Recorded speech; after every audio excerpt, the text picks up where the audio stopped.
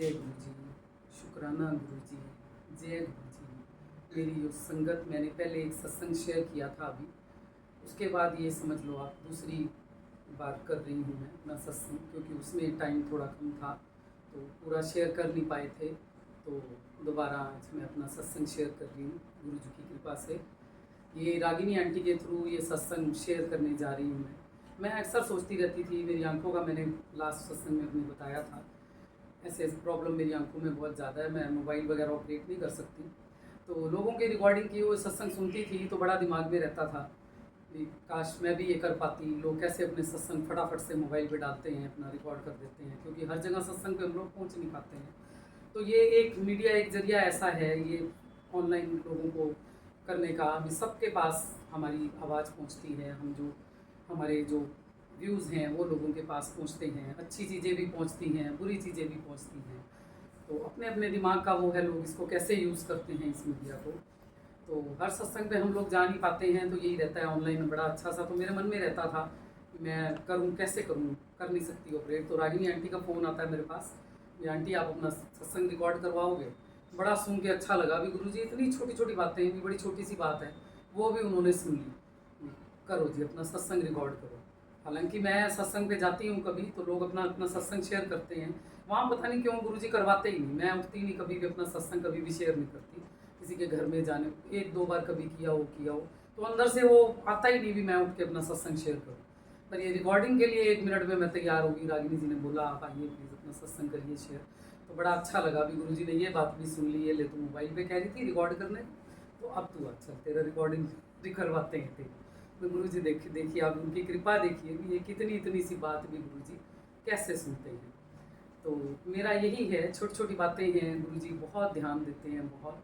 मैं थोड़ा ना जैसे गाने का मुझे बहुत शौक़ है, कभी मैंने म्यूज़िक सीखा नहीं, क्योंकि जिस टाइम पे हमारी पढ़ाइयाँ चल रही थी, पंजाब के एक बड़े छोटे से शहर की मैं रहने वाली हूँ, तो वहाँ ऐसा होता था लड़कियाँ डॉक्टर बनेंगी या बैंक में जाएंगी या टीचर बनेंगी, और लड़के इंजीनियर बनेंगे। बस वो पहले जो पेरेंट्स की सोच होती थी। तो कभी म्यूज़िक की तरफ कभी ध्यान ही नहीं दिया, गाते शुरू से भी बहुत अच्छा थे तो कभी ध्यान नहीं दिया। जब अपना घर बार संभालने लगे, हो गए बड़े हम सब, तो ये कीर्तन का मुझे शौक़ था, भजन गाने का। इधर उधर हम लोगों ने शुरू किया तो गाने लगे उसमें भी। स्कूल में स्टेज प्रोग्राम होते थे, उधर करते थे। तो गुरु जी के सत्संग पे कभी जाते थे ना, तो वहाँ आते हैं जैसे लाइव सिंगर आते हैं, गुरु जी की संगत है, सब गाते हैं। तो बैठे बैठे मैं भी सोचती रहती थी गुरु जी मुझे भी स्टेज पे गाना है, गुरु जी मुझे भी ऐसे गाना है, मन में ही सोचती रहती थी। कभी होगा गुरु जी ऐसे। म्यूज़िक तो मुझे आता नहीं, ना मैंने कभी सीखा। हाँ, गा जरूर लेती हूँ, कॉपी कर लेती हूँ, सारे गाने एज इट इज़ मैं गा लेती हूँ। तो वो मुझे रहता था बड़ा। तो गुरु जी ने वो मेरा कैसे सुना, हमारे मैं गाज़ियाबाद में शादी के बाद गाज़ियाबाद रह रही थी मैं, तो वहाँ पे एक ठाकुरद्वारा मंदिर है। गाज़ियाबाद में रहने वाले लोग जानते होंगे, हापुड़ मोड़ पे है वो मंदिर। तो उस मंदिर में लोग जैसे जिनके घरों में, कईयों में शादियाँ होती हैं घरों में, तो उनके घर में क्या होता है, जगह थोड़ी होती है तो मंदिर में कीर्तन करवा लेते हैं, कुछ भी है, या मंदिर में कोई प्रोग्राम होता है लोग वहाँ चले जाते हैं। तो हम लोग वहाँ जाते थे, ठाकुरद्वारा मेरे घर से बस 5 मिनट्स के वॉकिंग डिस्टेंस पे ही है। तो हम लोग वहाँ जाते थे, कभी बड़ा प्रोग्राम हुआ, कुछ हुआ तो हम सुनने करने जाते थे। तो कीर्तन भी हम लोगों ने बहुत से किए वहाँ पे। तो वहाँ के जो पंडित जी थे वो ऑब्वियसली मंदिर में बैठते हैं तो सुनते हैं, सबको कीर्तन हो रहा है तो सुनते थे। तो सुनते रहे तो एक बार वहाँ पे होली मिलन के, वहाँ गाज़ियाबाद में बड़े प्रोग्राम्स होते हैं, भगवान कृष्ण जी के, राधा जी के भजन कीर्तन बहुत होते हैं होली के आसपास। मंदिरों में भी बड़े बहुत बड़े बड़े प्रोग्राम होते हैं। तो वो पंडित जी ने सुना मुझे, तो मैं कभी मिली नहीं थी उनसे पर्सनली, तो मेरी एक फ्रेंड है, मेरे नेबर ही हैं, तो वो म्यूज़िक टीचर हैं, तो वो जाती रहती थी उनसे मिलने, जैसे हारमोनियम सीखते थे वो उनसे कभी कुछ, तो वो जाती थी। तो उन्होंने उनसे पूछा भी ऐसे ऐसे ये वाली लेडी हैं, तो ये आपके उसमें ही रहती हैं, तो आप जानते हो उनको? तो वो कहने लगी हाँ ये हमारी मतलब उसमें नेबर ही हैं, मेरे फ्लैट के सामने इनका घर है, तो वहीं रहती हैं वो। तो उन्होंने बताया, तो वो उनको बोलते हैं ऐसा ऐसा हम लोग इस बारी होली मिलन का जो प्रोग्राम करेंगे, तो हम चाह रहे हैं भी उनको हम बुलाएं और वो आके भजन सुनाएं यहाँ पे, वो करें आके ये प्रोग्राम। आके उसने मुझे घर बताया, तो मेरा तो एकदम, मैं तो नर्वस ही होगी, मैं कैसे कर सकती हूँ ये प्रोग्राम। तो उसने मुझे बड़ा कॉन्फिडेंस दिया, नहीं भाभी आप बहुत अच्छा करते हो, सब कुछ करते हो, तो आप चलो ना, जब सारे तारीफ करते हैं तो आप भी चलो, क्यों नर्वस हो रहे हो, कोई बात नहीं, करो आप, देखते हैं।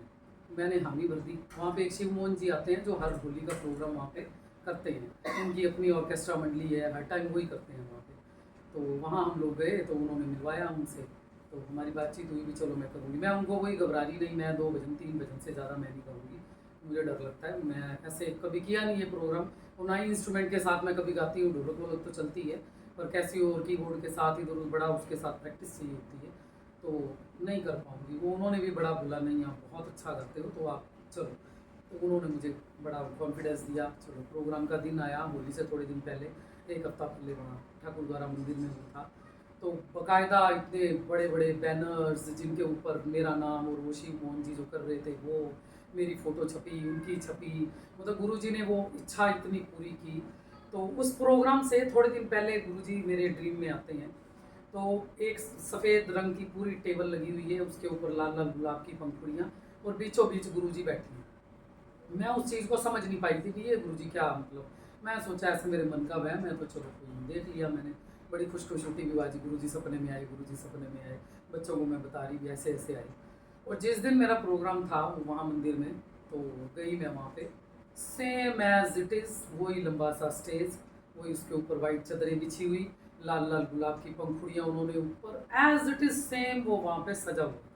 तो देख के मैं एकदम, अच्छा गुरुजी ये इंडिकेशन दे रहे थे आप मेरे को भी, चल तो बड़ा कह रही थी ना मेरे को आना है स्टेज पे, मेरे को आना है स्टेज पे, चलो तो स्टेज पे कहा आप बैठ के।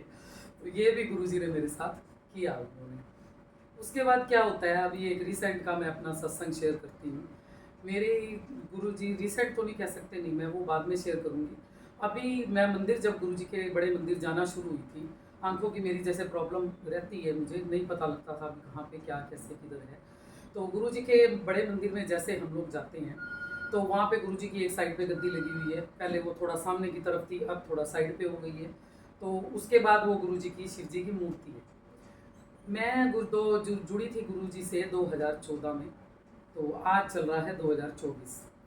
ज़्यादा से ज़्यादा मैं नहीं कहती, मैं उस मंदिर में कितनी बार जा चुकी होंगी, कम से कम 30 या 40 बार तो मैं गई हूँ मंदिर में। शायद ज़्यादा बार हो सकता है, पर इतना मैं एस्टिमेट लगाती हूँ कि मैं वहाँ पे गई हूँ। मेरे साथ क्या हुआ, रागिनी आंटी जब मुझे मिली, तो इनके साथ जब मैं पहली बार मंदिर गई, वहाँ जाके क्या होता है, मैं रागिनी आंटी को बोल रही हूँ, ये आज पता नहीं ये मूर्ति पड़ी हुई है यहाँ पे, जो ब्रास की मूर्ति वहाँ पे पड़ी हुई है गुरु जी की गद्दी के साथ, ये पता नहीं यहाँ पे इन्होंने क्यों लगा दी। यहाँ तो बहुत अच्छा शिवलिंग था भगवान जी का, यहाँ शिवलिंग लगा हुआ था, तो शिवलिंग था यहाँ पे, पता नहीं क्यों हटा दिया शिवलिंग और ये मूर्ति लगा दी। तो रागिनी आंटी मेरे को बोल रही है, नहीं आंटी यहाँ पे तो मूर्ति है, मैं आ रही हूँ अभी, जब 4-5 बार तो मैं आ चुकी, यहाँ पे तो मूर्ति है। लेकिन नहीं रागिनी, यहाँ मूर्ति नहीं थी, यहाँ पे शिवलिंग था पहले, जब से मैं आ रही हूँ। रागिनी आंटी चुप कर गई भी, मैं शायद पहले से जुड़ी हुई हूँ, हो सकता है शायद पहले शिवलिंग हो, मैंने शिवलिंग देखा हुआ है और आज मूर्ति है, तो वो चुप कर गई। पर मेरे मन के अंदर ये आया डाउट भी, ये क्या है। तो मेरी वो जो फ्रेंड जो मेरे को सबसे पहले गुरुजी के से मिलवाने गुरुजी के मंदिर मुझे लेके गई थी, तो उनके घर में थोड़े दिन बाद गई, तो उनको मैंने बताया, मैं कहा भाभी एक बात बताओ, वहाँ पे जब वो मंदिर जाते थे, वहाँ पे वो गुरुजी का शिवलिंग था मूर्ति की जगह पे, तो अब तो उन्होंने मूर्ति रख दी। वो कहती नहीं नहीं, वहाँ पे मूर्ति नहीं थी, वो शिवलिंग नहीं था, वहाँ पे तो मूर्ति थी। मैं कहा नहीं, वहाँ पे शिवलिंग था। तू कैसे कह सकती है वहाँ पे शिवलिंग था। मैं तो आज तक, जब तक वहाँ पे गई हूँ, मुझे आज तक वहाँ पे शिवलिंग ही दिखाई दी है। मान लो दिमाग का कोई वहम हो सकता है, लोग कहते हैं जो पिक्चर दिमाग में बनती है, हो सकता है वहाँ पे वहाँ देखते हैं, बट वो वहम 1 बार होगा, 2 बार होगा, 3 बार होगा, 30-30, 40-40 बार वो वहम थोड़ा होता है। और वो आज जब मैं गई अभी थोड़े दिन पहले रागिनी आंटी के साथ, तब वो मुझे मूर्ति फिर तब क्यों दिखाई दी, मुझे पहले क्यों नहीं दिखी वो मूर्ति। अगर वो मेरे दिमाग का वहम ही था, तो चलो वहम तो निबट गया, 1-2 बारी में निबट जाता, कोई बात नहीं। मुझे तो आज तक वहाँ पे शिवलिंग दिखा, और आज मुझे मूर्ति दिखाई दी है जब मैं रागिनी आंटी के पास वहाँ पे गई हूँ। वो भी एकदम सुन के, नहीं यूँ ऐसे नहीं होगा, मैं कहा नहीं ये ऐसा ही है। मुझे अब तक वहाँ पे शिवलिंग ही दिखाई दी, और इस चीज़ को मैं जान ही नहीं पाई इतने टाइम से भी वहाँ पे मूर्ति है, ना कभी किसी से मैंने शेयर किया, क्योंकि मुझे वहाँ शिवलिंग दिखता था, मैं शिवलिंग को माथा टेक के मैं आ जाती थी। तो मेरे साथ ये भी एक सत्संग हुआ है अभी, ये पता नहीं गुरुजी क्या दिखाना चाह रहे थे मुझे और क्यों मेरे साथ ऐसा हुआ। और बाद में बहुत से लोगों से मैंने पूछा भी यहाँ पे पहले क्या था, तो उन्होंने सब ने वही बोला भी शुरू से ही यहाँ पे तो मूर्ति है, यहाँ पे तो शिवलिंग कभी था ही नहीं। मुझे इतने टाइम से गुरुजी मुझे वहाँ पे शिवलिंग ही दिखाते चले आए हैं, मतलब वहाँ पे मुझे मूर्ति अब 3-4 बारी से मुझे वहाँ पे मूर्ति दिखाई देने लगी। अब इसका कारण मुझे नहीं पता, ये गुरुजी ने मुझे क्यों ऐसा दिखाया या क्या मुझे वो बताना चाह रहे थे, ये मैं नहीं जानती। ये गुरुजी की कोई लीला होगी, बट मैं वहाँ पे शिवलिंग को ही नमस्कार करके वहाँ माथा टेक के आती थी, इधर शिवलिंग है और प्रॉपर बाकी भी सब कुछ वैसे ही दिखता था मुझे। पर वो चीज़ें वैसे की वैसी हैं, बट वो शिवलिंग की मतलब मूर्ति की जगह पे मुझे शिवलिंग दिखता था, लोगों को वहाँ मूर्ति थी तो मूर्ति दिखती थी। अब इसके पीछे गुरुजी का क्या दिखाने का कारण है, ये गुरुजी जाने, गुरुजी की लीला जाने, क्यों मुझे ऐसा दिखा रहे थे, ये मुझे नहीं पता। पर मैं आज तक वहाँ पे शिवलिंग ही देखती है। तो ये भी मेरे साथ एक बहुत बड़ा सत्संग है। मुझे अब वहाँ पे वो मूर्ति दिखाई देने लगी है, भी यहाँ मूर्ति है ये एक्चुअल में। तो ये भी एक मेरे साथ एक बहुत बड़ा सत्संग है। तीसरा ये है, अभी अभी मेरी बेटी ऑफिस जाती है, इसमें MGO कंपनी है एक उसमें गुड़गांव में, जहाँ मेरी बेटी जॉब के लिए जाती है। तो अभी इनका पिछले दिनों मार्च अप्रैल में इनका बिजी सीज़न चल रहा था, 15 अप्रैल से ख़त्म हुआ इनका बिजी सीज़न। तो टैक्स में होता है इनके, तो वो चल रहा था। तो उन्होंने शिफ्ट चेंज कर दी ऑफिस की, सुबह के टाइम पे 7 बजे से इनका ऑफिस शुरू कर दिया। अदरवाइज़ वो 9, साढ़े 9 या 10 बजे तक ऑफिस पहुँचती है। तो ऑब्वियस सी बात है, उस टाइम थोड़ी थोड़ी ठंड भी चल रही थी। तो 7 बजे का ऑफिस था, तो घर से नेचुरल बात है 6 बजे तक तो निकलेंगी। अब कैब वाले हैं सारे अपना रात को ढंग से सोते नहीं, बच्चे ड्रॉप करने होते हैं, उन्हें किसी की नाइट ड्यूटी है, किसी की डे ड्यूटी है, तो वो सुबह सुबह 6 बजे निकल जाते थे। तो ड्राइवर को कहीं झपकी आ गई वहाँ पे गाड़ी में, तो उसे पता नहीं, महिमा को, वो तो पीछे बैठी है आराम से अपना जा रही है।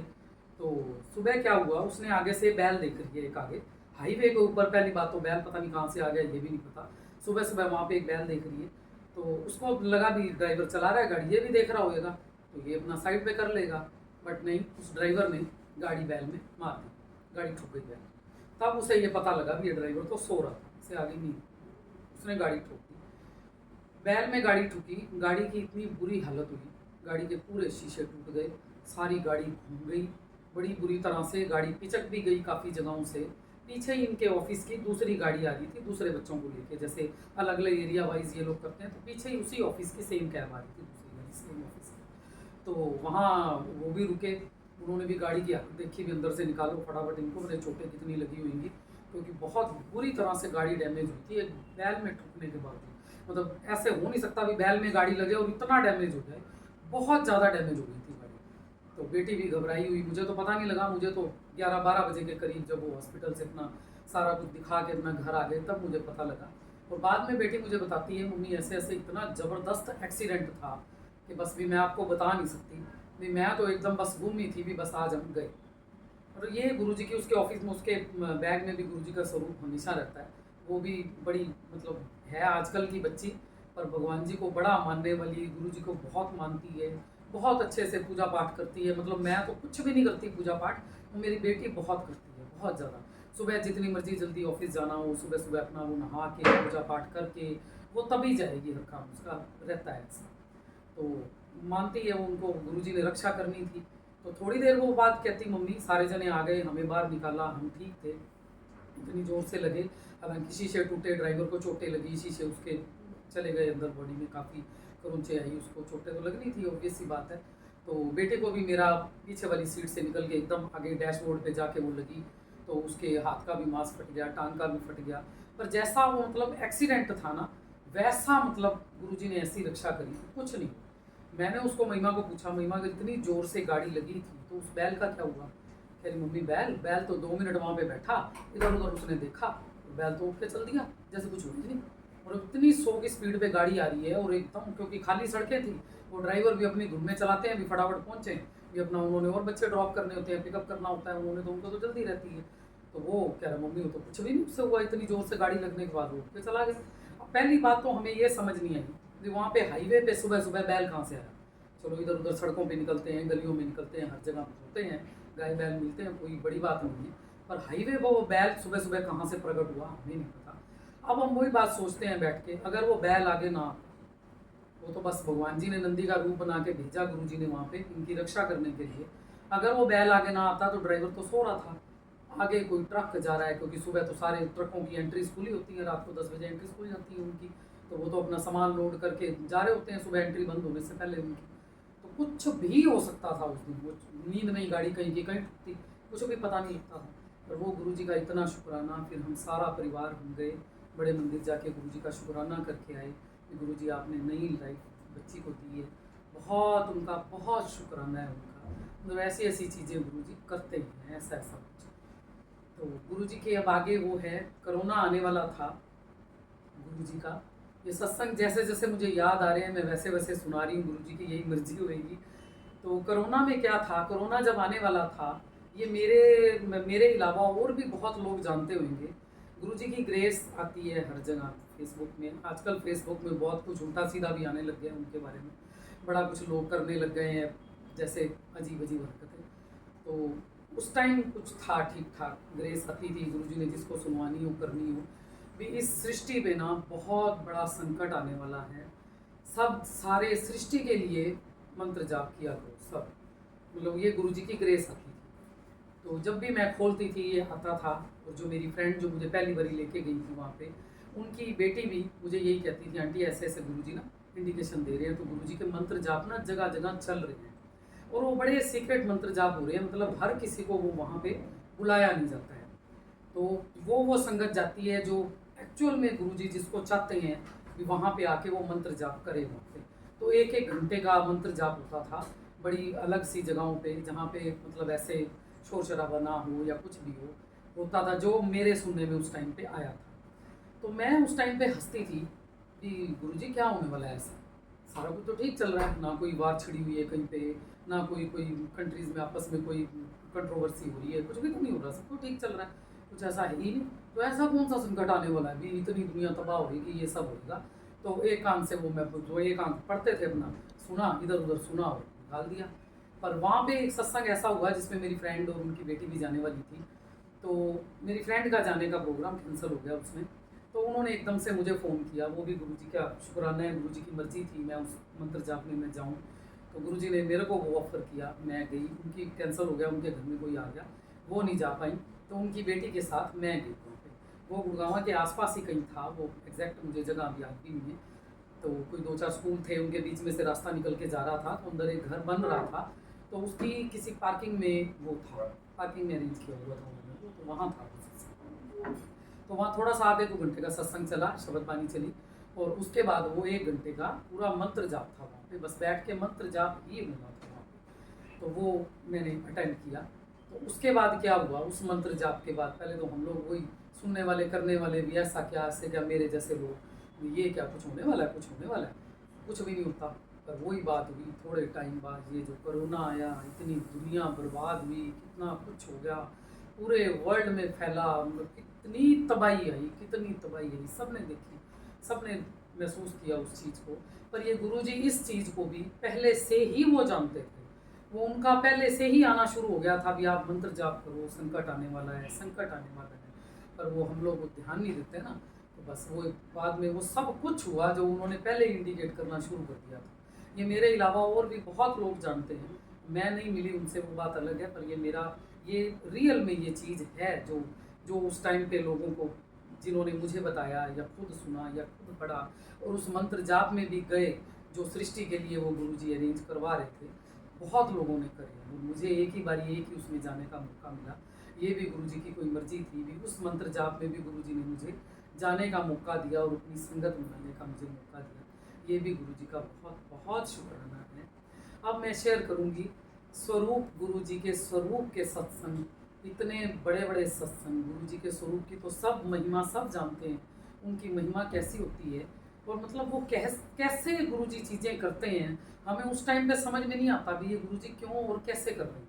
बट बाद में जब सोचने बैठो ना, अच्छा गुरुजी ने ये इसलिए किया था, ये ऐसे हुआ था, भी हम लोग कितनी लाइटली ले जाते हैं ये चीज़ें, बट जब वो होती हैं तब आता है दिमाग में, ओ ये इसलिए था। ये मेरे साथ भी ऐसा हुआ, वो एक्चुअली मेरे साथ नहीं है, पर बट मैं उसकी, मेरे जरिए वो सब कुछ हुआ, वो मैं शेयर करूँगी आपके साथ। मेरा गुरुजी के जब मंदिर में गई थी एक दूसरी से तीसरी बार, मुझे एक येलो चोले में गुरुजी का स्वरूप मिला, थोड़े ठीक से साइज़ का 1 फुट का स्वरूप होगा, वो मुझे मिला था।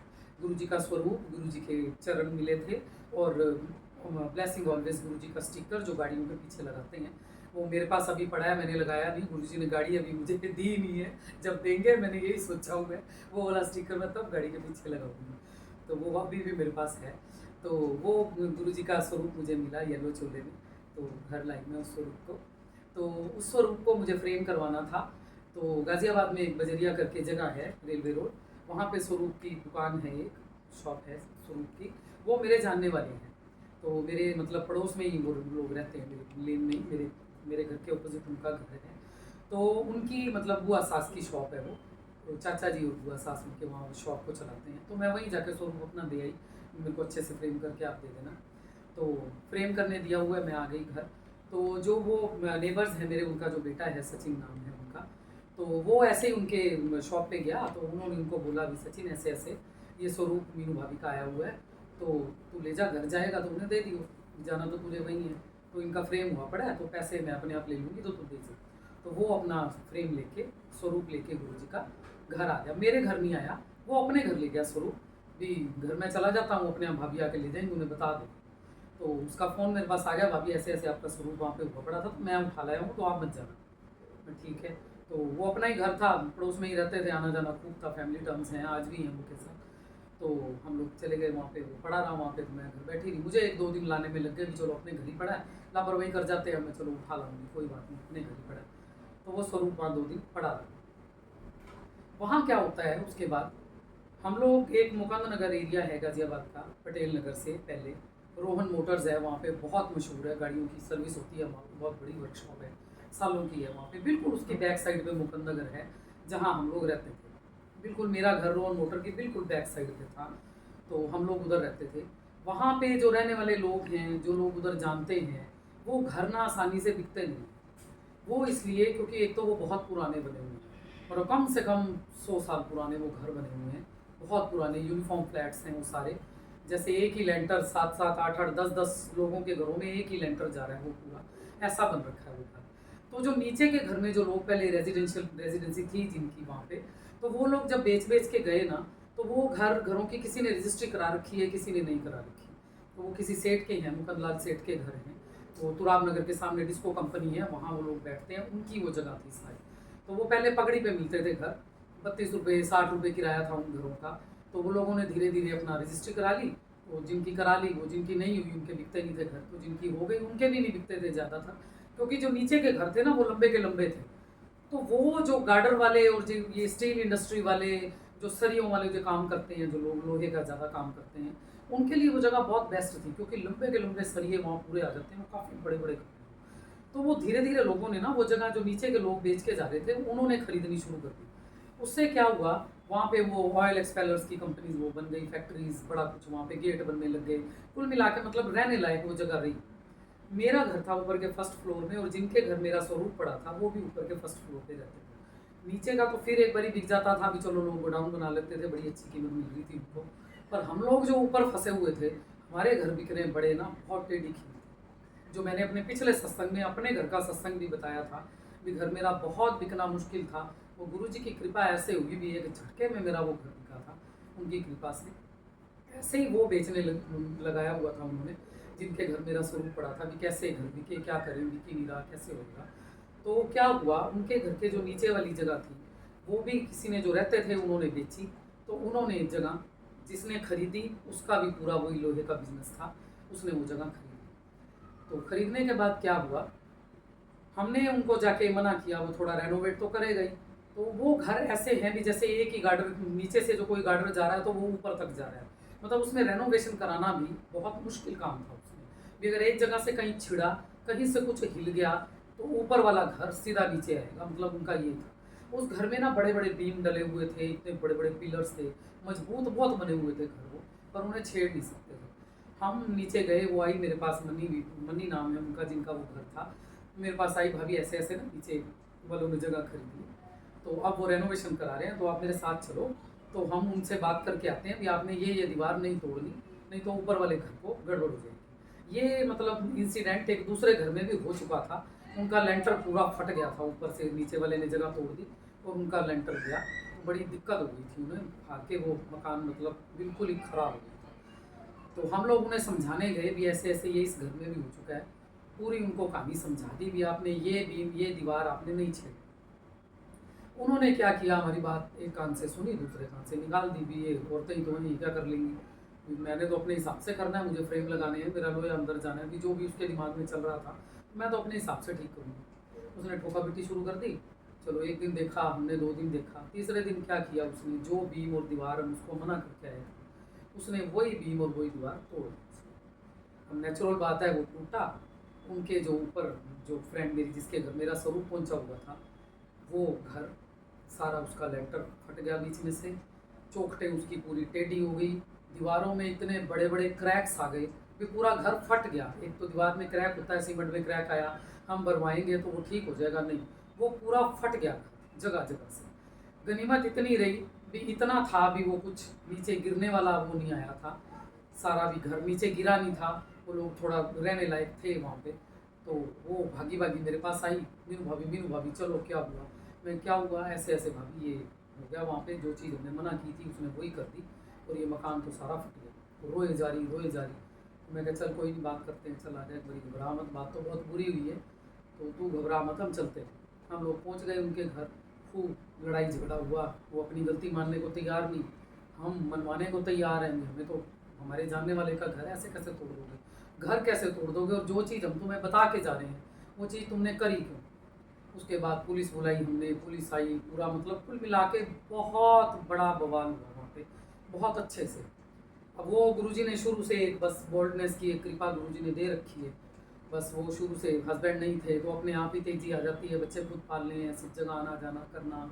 मीडिया में मेरे हस्बैंड थे, वो भी एक मेरे लिए बड़ा प्लस पॉइंट था, तो मैं ज़रा बड़े कॉन्फिडेंस से बात मैं कर लेती हूँ। करी उस टाइम पुलिस वालों से भी सारा बात की, सब कुछ हुआ, उन्होंने भी खैर हमारी परेशानी समझी, उन्हें लगा कि सच में ये बहुत बुरा हुआ है, उन्होंने साथ हमारा ही दिया। तो उसके बाद क्या हुआ, 15-20-25 दिन तक बहुत लड़ाई चलती रही, वो कुछ मानने को तैयार नहीं, कुछ सुनने को तैयार नहीं, मैं नहीं ये करूँगा, मेरा ऐसे वो। पर फिर भी गुरुजी की कृपा थी, हम लोग गुरुजी से ही अरदास कर रहे थे। तो वो गुरुजी का मतलब मैं ये बताना चाह रही हूँ कि गुरुजी कैसे कैसे प्रॉब्लम्स हल करते हैं। हमें ये चीज़ें बड़ी वियर्ड लग रही थी उस टाइम पे भी, हमारा घर टूट गया, ये गुरुजी ने क्या किया, उनका घर टूट गया, अभी अब बैठे बिठाए हम घर कहाँ से बनाएंगे, कैसे होएगा, मतलब कितनी बड़ी बात है ये एक मीडियम क्लास लोग के लिए भी। घर टूट गया, अब उसको ठीक कराने के लिए कितने लाखों रुपए चाहिए, जिसका लेंटर ही बिल्कुल फट गया, ऑब्वियस बात है वो नया पूरा लेंटर डलेगा, नीचे से लेकर ऊपर तक वो सारा ठीक होगा, तो कैसे होएगा ये। तो वो बस पूरी लड़ाइयाँ चलती रही, बात इधर उधर लगते रहे, इल्ज़ाम भी, ये दीजिए ब्लेम, इस पे कर, इसको ब्लेम कर, बड़ी परेशानियाँ हुई, बहुत झेला हमने। पर बाद में एट द एंड ये निकला, वो लोग गुरुजी की हम अरदास कर रहे थे, गुरुजी ने करवानी थी कृपा, तो वो बंदा मान गया ऊपर का घर खरीदने के लिए। उसने फिर बोला कि ठीक है, मैं इसको ठीक नहीं कराता, अभी पैसे तो उतने ही लगने, तो ये जगह मैं ही खरीदूँ। तो उसने वो घर उनका ले लिया, वो 25 लाख रुपए में उसने घर खरीद लिया, वो मिनट में तैयार हो गई। और उसके बाद मेरे ही जानने वाले प्रॉपर्टी डीलर थे, जिसके थ्रू गुरुजी ने मेरे थ्रू ही उसको घर दिलवाया पंचवटी में, आज जहाँ पे वो रह रही है, तो वो उसका घर बना ऐसे। मतलब गुरुजी का स्वरूप ऊपर पहुँचा, 2 दिन गुरुजी वहाँ रहे और उन्होंने ऐसी चक्री चलाई, वैसा उन्होंने चक्कर चलाया गुरुजी ने, वो घर उसका हाथों हाथ बिका और हाथों हाथ उसका घर नया बना। तो वो आज गुरुजी की बहुत बड़ी फॉलोअर है वो भी। उसके बाद उसने गुरुजी को मानना शुरू किया, फिर मेरे साथ गई वहाँ पे, भाभी मुझे लेके चलो मंदिर, फिर गुरुजी से मिलने गई, गुरुजी का शुक्राना किया उसने, और आज वो गुरुजी की बहुत सेवा करती है। आए दिन उसके घर में भी सत्संग होते हैं गुरुजी के, बहुत अच्छे से उनकी सेवा करती है। तो ये गुरुजी के स्वरूप का ये एक सत्संग। दूसरा गुरुजी के स्वरूप का सत्संग बिल्कुल वही उसी लेन में मेरे नेबर्स के साथ ही, मेरे थ्रू ही वो गुरुजी ने करवाया। मेरी एक वहाँ पे मेरे बिल्कुल घर के साथ वाली घर में एक गीता आंटी करके एक लेडी रहती हैं, तो बड़ी फाइनेंशियली बहुत वीक हैं वो।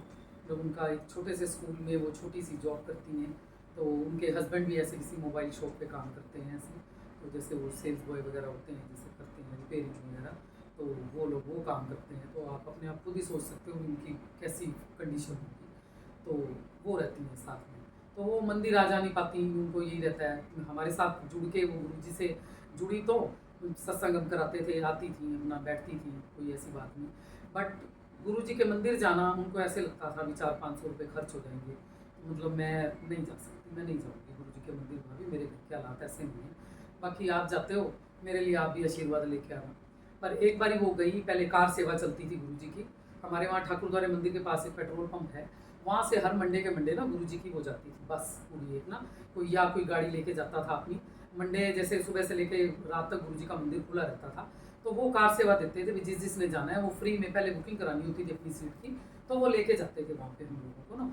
तो वो गीता भाभी मेरे साथ उस पर मतलब चलो भाभी ये अगर फ्री में लेके जा रहे हैं तो सुबह सुबह में चलेंगे, तो फिर मैं यहाँ पे चलूँगी। तो हम उनको लेके वहाँ पे गुरु जी के मंदिर गए, वहाँ से दर्शन करा के तो वो हमारे घर पे ही हमें छोड़ गए। तो वो एक बार ही जाके आई वहाँ पे। थोड़े दिन बाद क्या होता है, वो बंदी ऐसी इतनी टाइम की पंक्चुअल, कुछ उनकी कंडीशन कह लो कि मैं स्कूल पे लेट पहुँचूंगी तो मुझे लोग डांटेंगे, प्रिंसिपल से डांट पड़ेगी या कुछ है। तो वो मतलब बिल्कुल काम उनका ऐसे होता था, मतलब घड़ी की सुई एकदम जैसे चलती है ना, उनका काम ऐसे चलता था बिल्कुल टाइम टू टाइम एकदम। मतलब 8 बजे खाना बनाना है तो 8 बजे खाना बनना शुरू हो जाना है, चाहे कुछ हो जाए। वो कहीं भी बैठी होंगी वो उठ के भागती थी, उन्होंने टाइम की ऐसे पंक्चुअल थी। तो वो रात को 10 बजे पूरे अपना सो जाती थी कि सुबह मुझे बच्चों का खाना बनाना है, घर का काम भी करना है, उसके बाद मुझे स्कूल जाना है। तो वो कभी हमारे बीच नहीं बैठती थी, तो वो रात को सो जाती थी पूरे 10 बजे। हम लोग एक दिन, हमारी लेन के ही 2-3 लोग थे जिनको पहली बार मेरे मंदिर लेके जाना था, तो वो मेरे साथ गए हुए थे, भाभी चलो हम चलते हैं मंदिर, चलते हैं गुरु जी के। तो उन्हें मैं लेके गई थी। पहले क्या होता था, आज से 5-7 साल पहले उनका जो गुरु जी का शाम को 6 बजे मंदिर में 6 से 8 बजे तक गुरु जी का सत्संग चलता था। जैसे हम लोग घरों में करते हैं ना 2 घंटे का, वैसे वहाँ गुरु जी का सत्संग होता था। तो वो 8 बजे जब सत्संग खत्म होता था उसके बाद लंगर प्रसाद शुरू होता था। अब तो वो संगत बैठती है, धीरे धीरे वो लंगर प्रसाद के लिए भी उठाते रहते हैं, पहले ऐसा नहीं होता था। पहले 2 घंटे लंगर वो चलता था, गुरु जी का चाय प्रसाद चलता था, पूरा 2 घंटे वो सत्संग चलता था। उसके बाद गुरु जी का लंगर प्रसाद शुरू होता था। तो हम लोग वहाँ पे 2 घंटे बैठ के अपना सुनते थे। जब कोई जो जितने बजे पहुँच जाता था वो वहाँ पे सुनते रहते थे। तो संगत आगे आगे करते रहते थे, वो लोग जैसे चलाते हैं अभी सिस्टमेटिकली। तो उनका चाय प्रसाद आता रहता था, लोग पीते रहते थे, अपना चलता था, ऐसे होता था। तो हम लोग क्या था, गाजियाबाद से हम एक मेट्रो में बैठते थे, फिर हमें आगे 2 बार चेंज करके छतरपुर हम उतरते थे, फिर छतरपुर से फिर हम आगे ऑटो लेके जाते थे। तो टाइम काफ़ी लगता था हमें वहाँ जाने में। तो रात को जब हम लोग वापस आते थे तो हमें 12 साढ़े 12 हम लोगों को बच जाते थे घर तक पहुँचते पहुँचते। तो तब क्या हुआ वहाँ पे, वो जो गीता भाभी थी वो रात को 10 बजे वो सो जाती थी। तो उस दिन क्या हुआ, हम जब सारे जने वहाँ से दर्शन करके आए, 12:30 बजे हम अपने लेन में हमने एंटर किया मुकंद नगर में। तो आगे हम थोड़ा अपने घर के पास आए, तो मेरे घर के नीचे वही गीता आंटी वहाँ पे खड़ी हुई। मैं तो एकदम देख के हैरान भी, भाभी कुछ हुआ है क्या? कहीं नहीं। तो मैं कहा आप क्यों खड़े हो आज 12:30 बजे तक, आप तो 10 बजे सो जाते हो, आप यहाँ पे क्यों खड़े हो? तो कह रही भाभी समझ लो आपके लिए ही खड़ी हूँ। मैंने कहा क्यों, आप गुरु जी के बड़े मंदिर गए थे? मैंने कहा हाँ जी। अब बड़े मंदिर में गई थी तो वहाँ पे ना पहले गुरु जी के बड़े मंदिर से जो साइड वाली रोड जा रही है ना, पहले उनका केबिन वहीं लगता था मंदिर के मेन गेट से, बस थोड़ी सी आगे जाके उसी दीवार के साथ ही जहाँ से हमें स्वरूप मिलते थे, एक छोटा सा केबिन बना हुआ था, वहाँ स्वरूप मिलते थे। तो मेरे जो साथ गई थी उन्होंने स्वरूप लेने थे, तो मैं भी जाके खड़ी हो गई। तो मेरे पता नहीं मन में क्या आई, चलो मैं भी ले ही लेती हूँ, अब जब खड़ी हूँ लेने के लिए तो ले ही लेती हूँ स्वरूप, किसी को दे दूंगी, चलो जो कोई चाहिए होगा तो उन्हें दे दूंगी। मैंने ये सोच के स्वरूप लिया। तो मैं जब नीचे पहुंची घर के अपने बाहर, को वो खड़ी हुई, तो कह रही भाभी मैं तो आपके लिए खड़ी हूँ। तो मेरे लिए क्यों खड़े हो आप? कह रही आप बड़े मंदिर गए थे? मैं कहा हाँ जी, मैं बड़े मंदिर गई थी। तो ये आपके हाथ में क्या है? गुरु जी का स्वरूप है। मैंने कहा हाँ जी गुरु जी का स्वरूप है। तो भाभी बस आप ये सोच लो भी मैं इसे ही लेने के लिए खड़ी हूँ, ये स्वरूप आप मुझे। मैं क्या, मेरे साथ जो 3-4 जने गए थे वो भी हैरान, भी आज ये गीता को क्या हुआ है, ये कैसे आज नीचे गुरु जी के स्वरूप के लिए खड़ी है? और गुरु जी की लीला है ना, वो जानते हैं बड़े अच्छे से। तो वो गुरु जी का स्वरूप लेके मेरे से बड़े माथे से उसने लगाया, मैंने भी बड़ी खुश हुई, मैं चलो लेके आई, इसके काम आ गया, तो मैंने दे दिया उसको। तो वो लेके ऊपर चली गई। तो वो बोलती बोलती गई गुरु जी मेरे पास फ्रेम कराने के लिए पैसे नहीं है, मैं तो आपको ऐसे ही रखूँगी। तो जाके उसने अपने मंदिर में रख लिया गुरु जी का फ्रेम, वो गुरु जी का स्वरूप जो मैं लेके गई थी उसने मंदिर में लगा दिया। इस बात को हफ्ता बीता होएगा, 7-8 दिन ही मुश्किल से बीते होंगे। उसके हस्बैंड लाल कुआं जाते थे, जहाँ उनकी मोबाइल की शॉप है, गाजियाबाद में एक लाल कुआं जगह है, वो पूरा का पूरा इंडस्ट्री ले लिया है। और इंडस्ट्रीज़ भी ऐसी कि मतलब बहुत बड़ी बड़ी इंडस्ट्रीज़ है वहाँ पे वो बड़े बड़े ट्रॉले और बड़े बड़े कैंटर और मतलब बहुत बड़े बड़े सामान जो हैवी मशीनरी होती है ना, वो वहाँ से लोड होके आगे जाती है वहाँ से। मतलब डर लगता है वहाँ पे रात के टाइम। तो वो रात को 9-9:30 बजे वहाँ से आते थे अपनी बाइक पे, उस शॉप का ओनर और वो खुद वहाँ से आते थे। तो वो बाइक पे उस दिन भी आ रहे थे वहाँ से। तो आगे क्या होता है, एक बड़ा सा ट्रॉला जिसके आगे एक बड़ा सा ट्रक का जैसा आगे शेप होती है, और पीछे बड़ा लंबा वो लोहे का ट्रॉले होता है जिसके ऊपर बड़ी हैवी मशीनरी रखी होती है और वो लेके जा रहे होते हैं, बड़ा लंबा ट्रॉला होता है। तो वो लोग उसके पास से निकल रहे थे, उनको डिस्टेंस का आइडिया नहीं हुआ कि राम जाने क्या हुआ उस टाइम, तो वो ही जाने। तो वो जैसे ही ट्रॉला थोड़ा उनके पास आया, इन्होंने टर्न करना था, तो वो ट्रॉले की जो पीछे वाली जो थी वो उससे टकरा गई बाइक से। तो वो बाइक थोड़ी थोड़ी घिसटती घिसटती आगे हुई। तो उसमें क्या हुआ, जो उनके पीछे बैठे थे शॉप के जो ऑनर थे, वो तो ऑन द स्पॉट ही उनकी डेथ हो गई वहाँ पे। तो जिनके घर में स्वरूप पहुंचा था गुरु जी का गीता के घर पे, वो बाइक समेत उस ट्रॉले के जो आगे वाले दो पहिए थे ना, फ्रंट वाले, वो बाइक समेत उसमें फंस गए। वो घिसटते जा रहे हैं आगे की आगे, अब नीचे वो चीखे मार रहे हैं, वो ऊपर तो उसको पता ही नहीं लग रहा, क्योंकि वो आगे तो बहुत ऊंचा होता है ड्राइवर किसी, उसे कुछ पता ही नहीं क्या हो गया। वो मजे से अपना चलाए जा रहा है और वो घिसटते जा रहे हैं साथ में, बिल्कुल उस दो टायरों के बीच में ही उनकी बाइक खड़ी हुई है और वो उसी के साथ ही घिसटते हुए जा रहे हैं। वो क्या होता है, जो लोग आसपास देख रहे थे, वो अपनी गाड़ियां आगे लेके उन्होंने जाके उसको रोका ट्रॉले वाले को। तो वो रुका, उसको फिर कहानी बताई भी, बाहर निकल के देख तूने क्या कर दिया है नीचे। तो वो उतरा, उसने देखा सारा भी ये क्या हुआ है, निकाला उनको बाहर, बाइक निकाली। तो निकल तो आए बाहर वो, बट एक गुरुजी की कृपा ये रही, बस वो ट्रॉले वाले ने ना टर्न नहीं किया कहीं पे, जैसे वो सीधा सीधा जा रहा था और वो घिसटते जा रहे थे, वो कहीं मुड़ जाता, बस वो मतलब गए थे वो भी उसमें। बट वो चलते गए, उनको निकाला बाहर, निकालने से उनका बाद में चोटें खैर बहुत लगी उन्हें, मतलब नीचे नीचे लगी। उनका सिर, उनके जो मेन वाइटल ऑर्गन जो हमारे होते हैं, जिनकी वजह से बंदा चला जाता है, वहाँ उनको कुछ नहीं हुआ। उनकी जो उंगलियाँ थी वो घिसट के सारी उतर गई, उनकी पूरी टांग की स्किन पूरी, जैसे घिसटते गए जहाँ जहाँ से वो घिसटते गए, वहाँ वहाँ से पूरी उनकी स्किन चली गई सारी, मतलब चोटें बहुत लगी उन्हें, बड़ी गंदी वाली चोटें थी। देख के हम लोग तो बिल्कुल ऐसे शॉक भी हो गए थे कि क्या हुआ। बट एक उनकी गुरुजी की इतनी कृपा रही कि उन्होंने उनकी जान बख्श दी, उनको लाइफ दी उन्होंने। वो हॉस्पिटल में रहे, 15-20 दिन तक रहे, बाद में थोड़ा 10-12 दिन घर पे भी उन्होंने बड़ा वो किया, बट वो बच गए। उंगलियाँ आज भी नहीं है उनकी, कट चुकी थी वो तो खैर, पर फिर भी अपने पैरों पे चलते हैं, अपने बच्चों को संभाल रही हैं। तो ये गुरुजी के स्वरूप की कृपा भी, कैसे वो उनके घर में पहुँचे। वो गुरुजी को पता था ना भी यहाँ इस घर में ये सब कुछ होने वाला है। वो भी एक बार ही गुरुजी के मंदिर गई थी, वो गुरुजी ने जोड़ा उन्हें अपने साथ, और आते ही उन्होंने अपना गुरुजी ने ये दिखाया उन्हें। तो ये गुरुजी का स्वरूप ऐसे वो लेके गई और गुरुजी ने उनकी लाइफ बख्शी। तीसरा गुरुजी के स्वरूप का संगत सत्संग, आप लोग भी ये सोच रहे होंगे पता नहीं ये क्या अपनी लेन के वो, पर ये चीज़ें मेरे सामने जो मेरे जरिए हुई हैं, मैं ये चीज़ें आपको ये बता रही हूँ, इसमें किसी तरह की कोई लाग लपेट नहीं है, किसी तरह का कोई झूठ नहीं है। ये गुरुजी जानते हैं, गुरुजी को पता है सब कुछ, और मैं जानती हूँ जो मेरे साथ हुआ है, और जिनके साथ हुआ है वो जानते हैं। तीसरा, एक वहाँ पे मेरी फ्रेंड ही वहीं पे एक और रहती हैं, उनकी पहले 2 बेटियाँ हैं, तो थर्ड टाइम उन्होंने प्रेगनेंसी का चांस लिया भी, चलो बेटे के लिए लोग करते हैं भी बेटा हो जाए। पर ये गुरुजी को पता है किसी को क्या देना है क्या नहीं देना, हम लोग बड़ी छोटी चीज़ है उनके सामने, कुछ भी नहीं है हम तो उन्होंने प्रेगनेंसी का वो लिया, उन्होंने चांस लिया।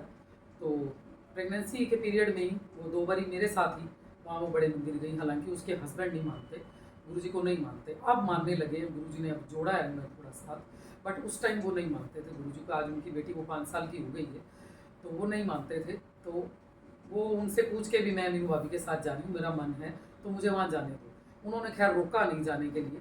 तो वो मेरे साथ गई गुरुजी के दर्शन करने, कि गुरुजी से अच्छे के लिए अरदास हर कोई जाता है करने, हर कोई मांगने जाता है गुरुजी से, ये हम इंसान हैं हम लोग। तो वो मेरे साथ गई भी, चलो भाभी मेरे को लेके चलो। तो वो गई मेरे साथ, हम लोग वहाँ दर्शन करके आए गुरुजी के।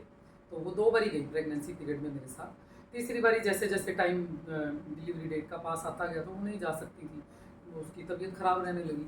तो हम जाते रहते थे। तो मेरे को ऐसे ऐसे बोली वो भाभी, मेरे लिए ना गुरुजी का, उसके पास कोई भी स्वरूप नहीं था, उसके हस्बैंड रखने नहीं देते थे। तो भी मैं तो ये भगवान जी पढ़े हैं, इन्हीं की पूजा करनी है, तो तू इन चीज़ों में मत पड़, बस तेरे को जाने दिया वही बहुत है। तो वो नहीं मानते थे तो नहीं लाने देते थे। तो उस दिन पता नहीं उसके मन में क्या आई, भाभी मेरे लिए ना आप गुरुजी का स्वरूप लेके आना। मैंने कहा ठीक है ले आऊँगी।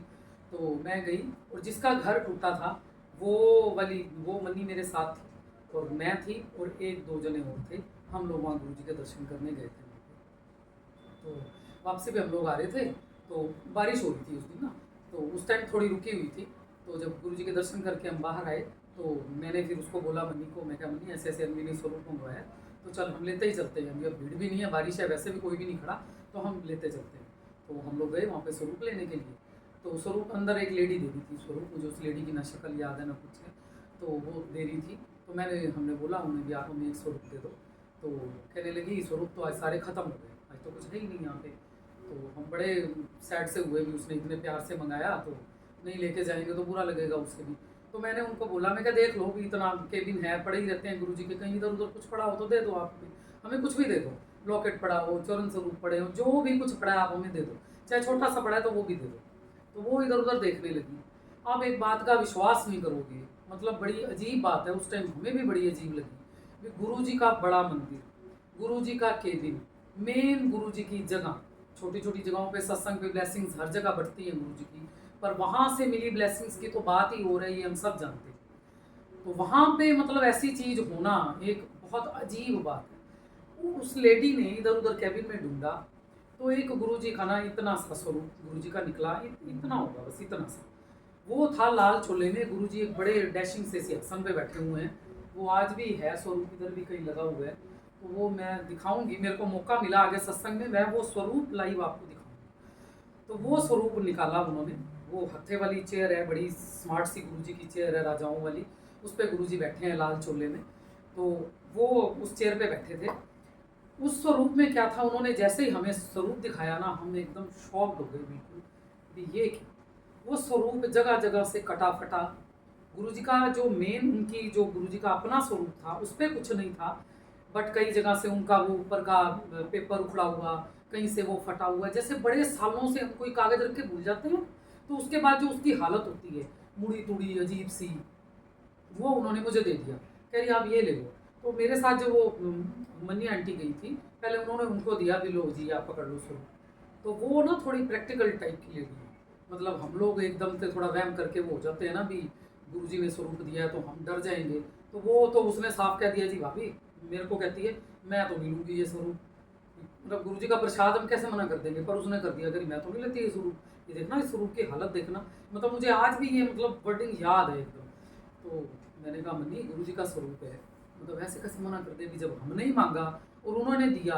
तो कह रही भाभी मैं नहीं पकड़ूंगी इस स्वरूप को, आपने लेना तो ले लो, मैं नहीं लूँगी। वो साइड पे होगी कह के, मैंने तो ले लिया, अभी दिया है गुरुजी ने मुझे, वहम आ गया, अभी गुरुजी ने पकड़ाया, पता नहीं क्या सोच के पकड़ाया, मैंने ले लिया। मैं कहा आंटी दे दो मुझे, मैं स्वरूप लेके घर आ गया। और मन में बड़े वहम चल रहे हैं भी, ये क्यों दिया गुरुजी ने, ऐसा क्यों किया भी, ये गुरुजी की पहली बात तो ये केबिन में ऐसा स्वरूप पड़ा कैसे है, मुझे तो पहले तो यही विश्वास ना हो भी ये कैसे हो सकता है। ये गुरुजी के स्वरूप तो साथ के साथ आते हैं, साथ के साथ बढ़ जाते हैं, और कोई ऐसा पुराना कोई पड़ा भी है तो बड़े मंदिर में तो वो चीज़ें ऐसी रख ही नहीं सकते होंगे ना, उसको कहीं ना कहीं वो कर देते होंगे, परवाह कर देते होंगे। मुझे नहीं पता वो क्या करते हैं पुराने स्वरूप के साथ, पर मेरे को तो यही था ना भी वो करते होंगे कहीं पर, यहाँ कैसे मिला वो स्वरूप में लेके घर आ गई। रात को हम लेट ही पहुँचे थे, तो रात को तो कोई देने का मतलब ही नहीं था। तो सुबह मैं वो स्वरूप लेके उसके घर गई, मैं जानती ये स्वरूप गुरुजी ने तेरे लिए दिया। और आप मानोगे नहीं, वो जहाँ की जहाँ खड़ी थी वहीं की वहीं खड़ी रह गई, ये गुरुजी ने क्या भेजा। एक तो वो प्रेग्नेंट, एक वैसे ही बंदा घबराया होता है, दूसरा तीसरी बारी चांस लिया, वो एक और टेंशन, ये क्या दिया है गुरुजी ने, भी होगा क्या, ये क्यों दिया। तो वो खैर रोने भी लगी, थोड़ा अजीब सी हुई।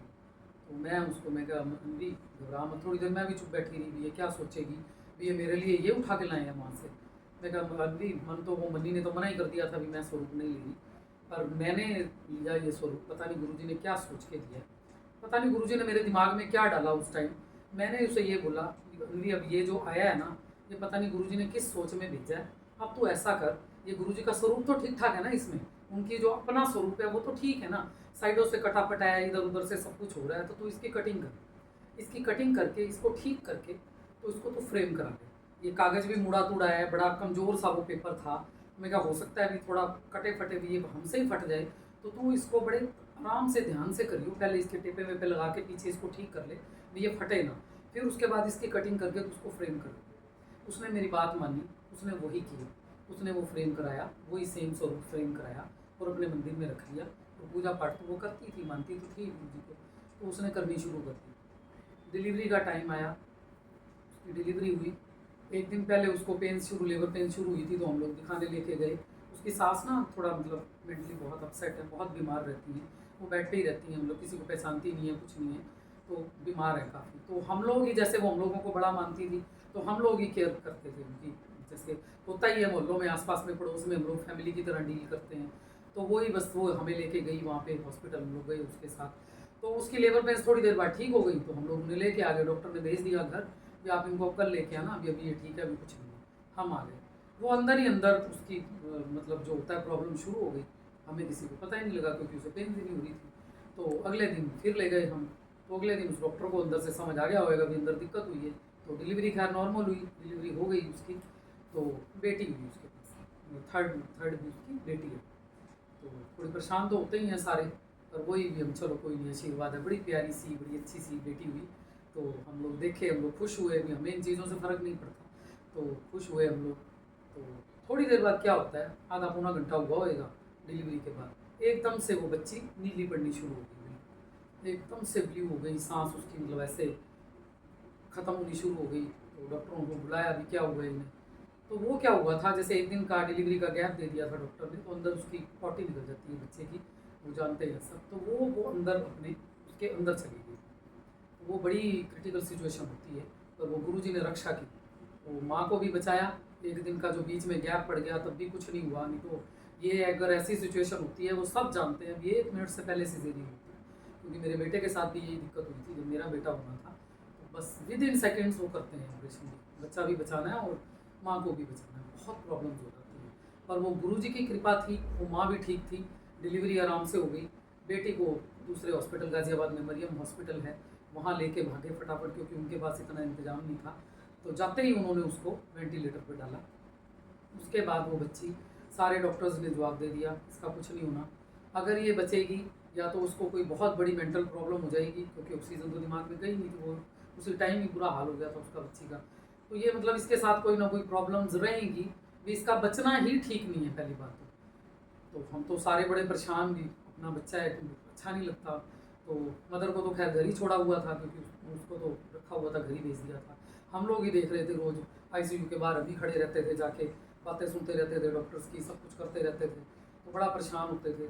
तो एक दिन डॉक्टर्स ने हमें ऐसे जवाब दे दिया भी ये वेंटिलेटर पे है, इसका बचना मुश्किल है, बच भी गई तो ये प्रॉब्लम्स आएंगी, तो आप सोचो क्या करना है, मतलब इसको हटा दो, बस जो होता है वो होने दो। मतलब उन्होंने साफ जवाब दे दिया भी इसको आप हटाओ, बस इसका कोई चांस नहीं।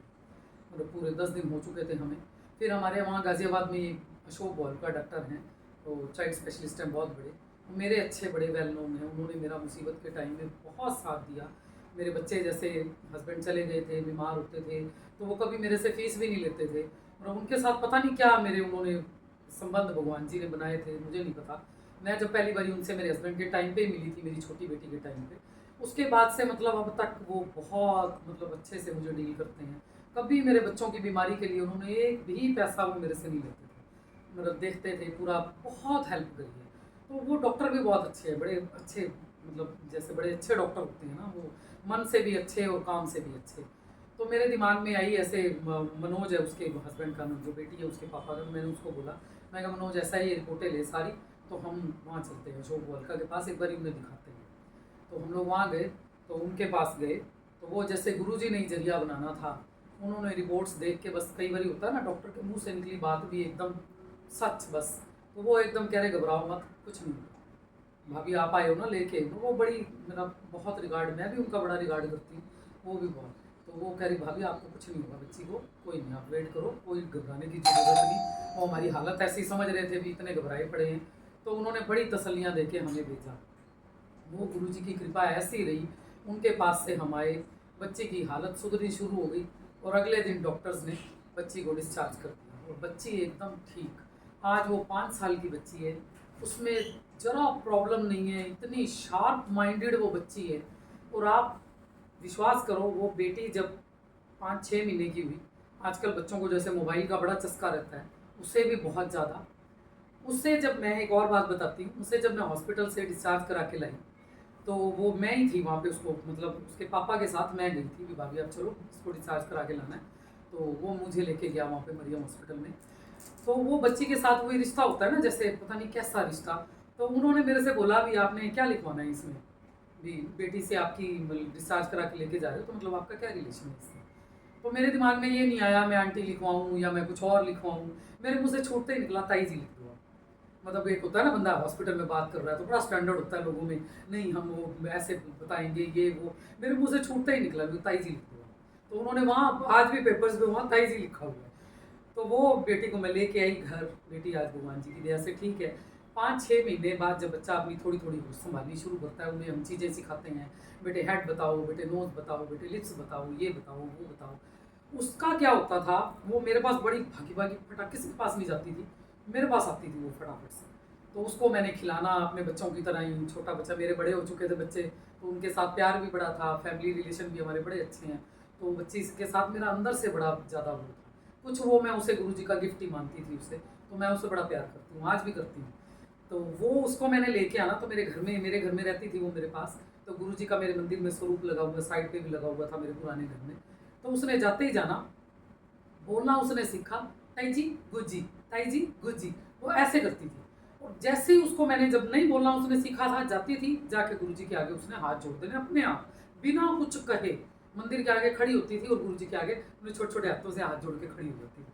हम देख के बड़ा हैरान होते थे, क्या है ये। और उसके बाद क्या हुआ, साल की हुई होगी, वो मोबाइल चलाना सीखा गुरु ने।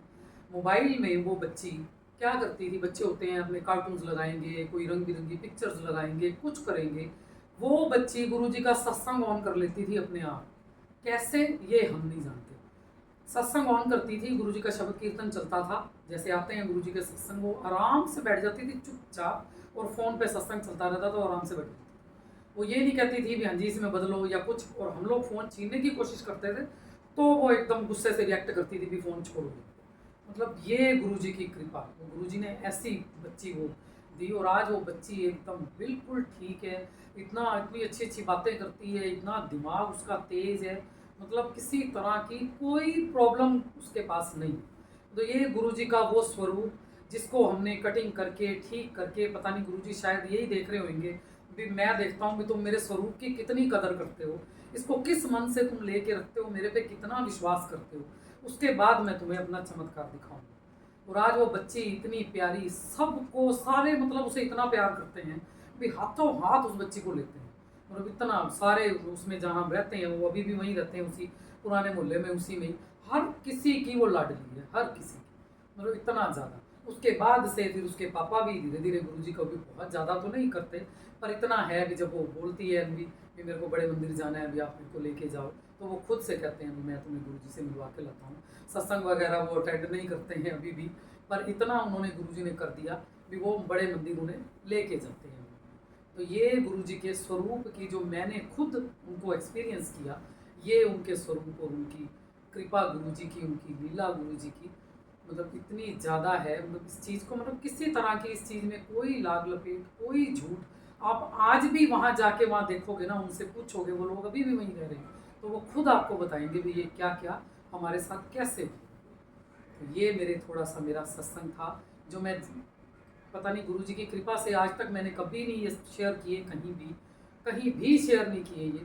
पता नहीं उनकी कृपा थी, रागिनी आंटी के थ्रू वो चाहते थे ये सबकी तरफ पहुँचे, तो वो पहुँचा।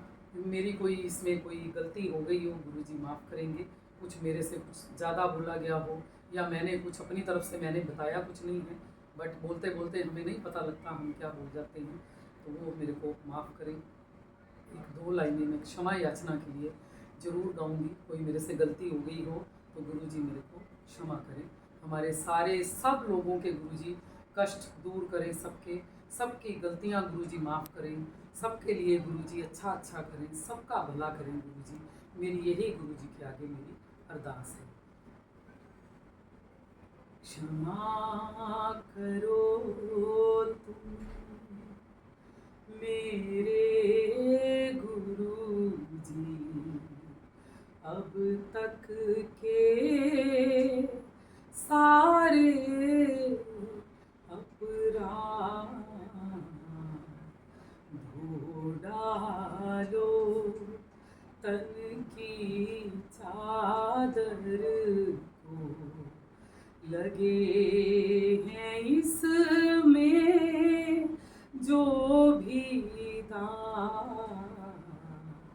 क्षमा करो तुम मेरे गुरुजी, अब तक के सारे अपराध धो डालो, तन की चादर को लगे हैं इसमें जो भी दाग, क्षमा करो तुम। जय गुरु जी, शुक्राना गुरु जी, शुक्राना गुरु जी, शुक्राना गुरु जी।